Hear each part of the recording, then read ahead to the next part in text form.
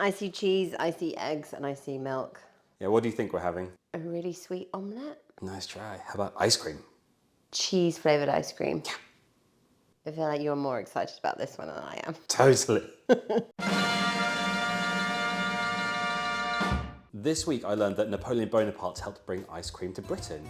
So, thanks Napoleon. Sounds like a big backfire to something you want to do to your enemies.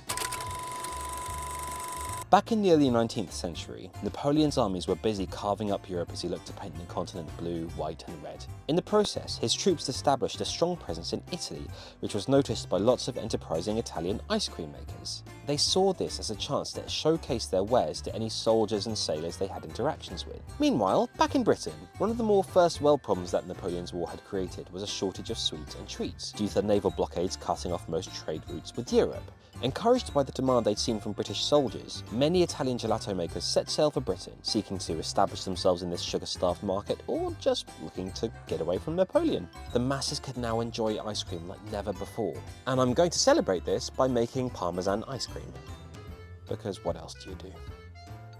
Was that actually a flavour or are you making it up? I'm genuinely not making it up. You also there are other flavours like brown bread ice cream, there's Parmesan ice cream, there's loads of really interesting flavours that haven't survived to today, and I want to find out if we missed a trick.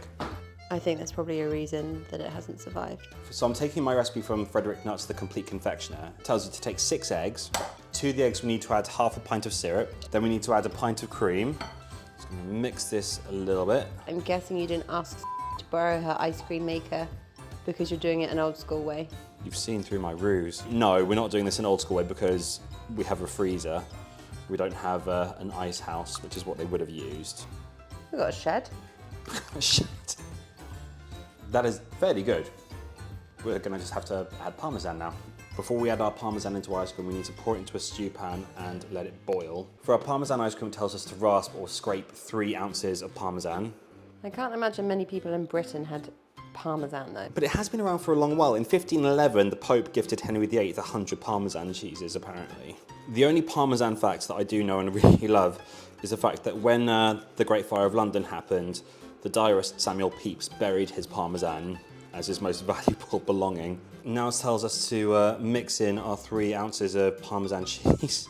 So now it tells us to sieve it. So we now reach the conundrum about trying to create ice cream in British temperatures. I will use a freezer, but before that I'm going to try and bring it down to temperature set on its way. So I've been doing this for about 15-20 minutes now, and I can officially tell you that this is boring. Hopelessly round and round and round. So I figured that if I'm creating an Italian ice cream, I should also create a British one for balance. And I was looking through the Complete Confectioner. There was an interesting one called Royal Ice Cream, which is essentially ice cream with pistachios, lemon, cinnamon, orange blossom water. It sounds ridiculous, potentially delicious. For Royal Ice Cream, it tells us to take the yolk, 10 eggs. Now we've got the yolk of 10. I'm just gonna add 2 whole eggs into the mix. At this point, it tells us to beat well with our spoon, which I will do because I'm guessing whisks haven't been invented. Can I have the lemons, please? Thanks.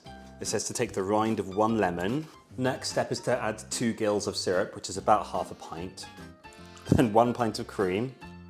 It says at this point to add a little spice. I think the brief feels quite open. I think cinnamon for this. After the little spice, it says to add a little orange flower water.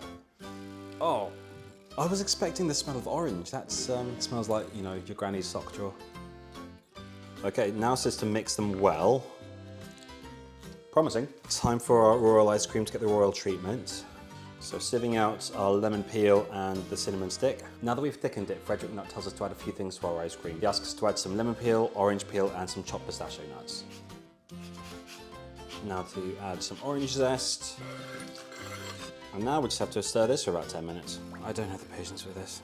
This is starting to thicken. So I've now got 2 types of ice cream which I'm going to leave to settle in the freezer overnight. More importantly, there's leftover gum syrup in the fridge, which means I'm going to make a mojito. So I will see you in 3, 2, 1. Cocktail time still going on. Ice cream time! Aren't you excited for the cheesy goodness?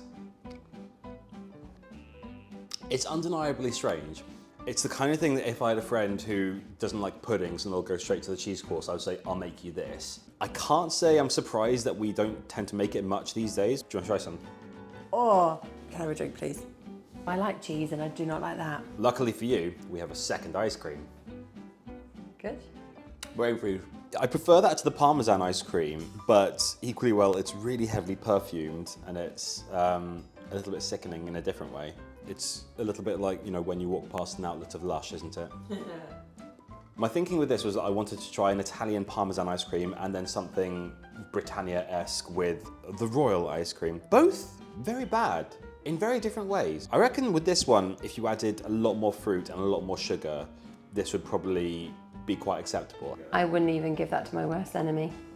Well, that's exactly what Napoleon did. It worked. Cheers, Napoleon.